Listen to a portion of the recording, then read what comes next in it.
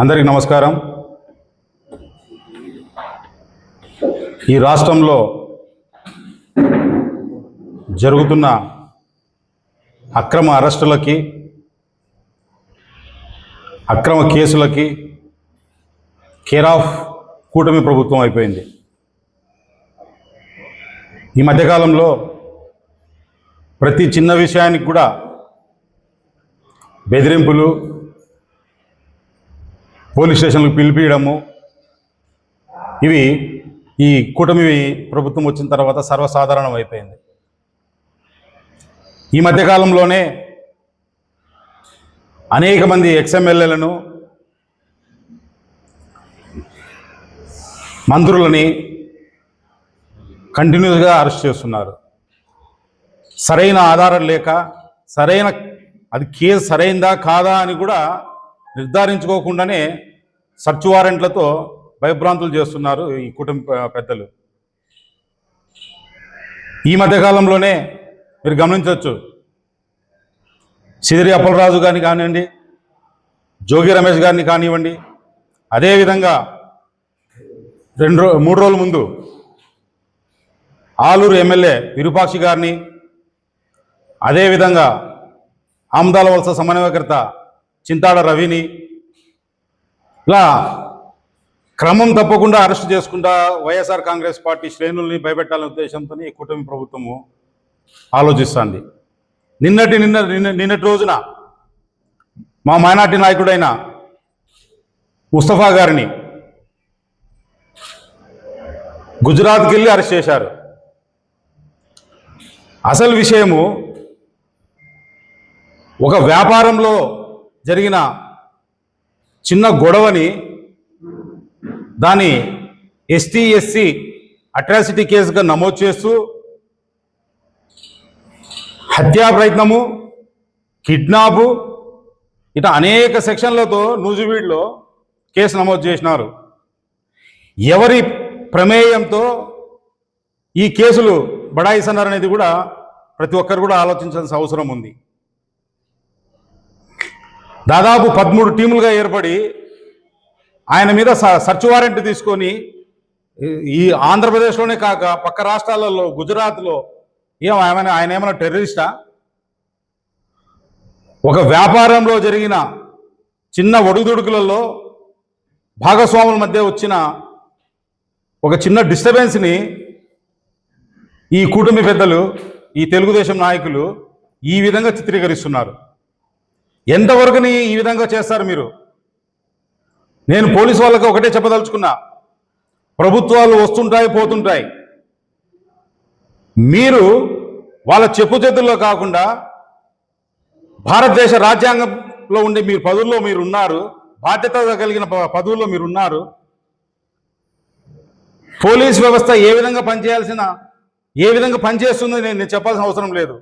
Police వ్యవస్థ వారి డ్యూటీలు వాళ్ళు సక్రమంగా చేస్తే ప్రజలు కూడా హర్షిస్తారు. అది వదిలేసి మీరు తెలుగుదేశం నాయకులు చెప్పిన విధంగానో, కూటమి పెద్దలు చెప్పిన విధంగానో నడుచుకుంటూ పోతే, ఇది భారత రాజ్యాంగంలో ఈ ఆంధ్రప్రదేశ్ ఉందా, రెడ్ బుక్ రాజ్యాంగంలో ఉందా ఈ ఆంధ్రప్రదేశ్ అనేది ప్రజలందరూ కూడా చర్చించుకుంటున్నారు.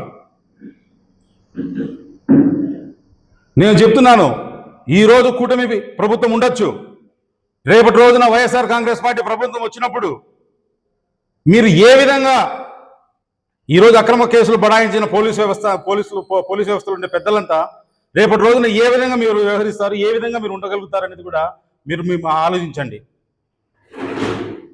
మేము చట్టబద్ధంగా దీనికి పోరాటం చేస్తాము. న్యాయ వ్యవస్థ మీద మాకు నమ్మకం ఉంది. ఖచ్చితంగా ముస్తఫా గారి అక్రమ అరెస్టులకు నిరసనగా మేము పెద్ద ఎత్తున పోరాటం చేసేదానికి కూడా మేము రెడీగా ఉన్నాము, వైఎస్ఆర్ కాంగ్రెస్ పార్టీ మైనార్టీ విభాగం తరఫున. అదేవిధంగా న్యాయ వ్యవస్థ పట్ల వైఎస్ఆర్ కాంగ్రెస్ పార్టీకి ఎప్పుడు కూడా ఒక ప్రత్యేక స్థానం ఉంది. మేము ఖచ్చితంగా న్యాయ వ్యవస్థను నమ్ముతాం. ఈ విషయంలో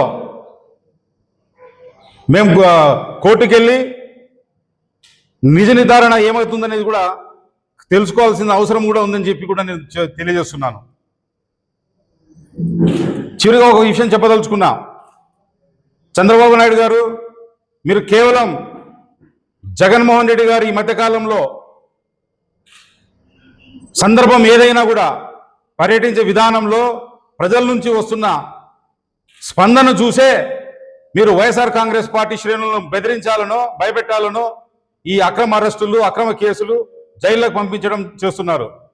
మీరు ఏమి చేసినా కూడా రాబోయే కాలంలో ఖచ్చితంగా వైఎస్ఆర్ కాంగ్రెస్ పార్టీ ప్రభుత్వం మెరుగుపడుతుంది.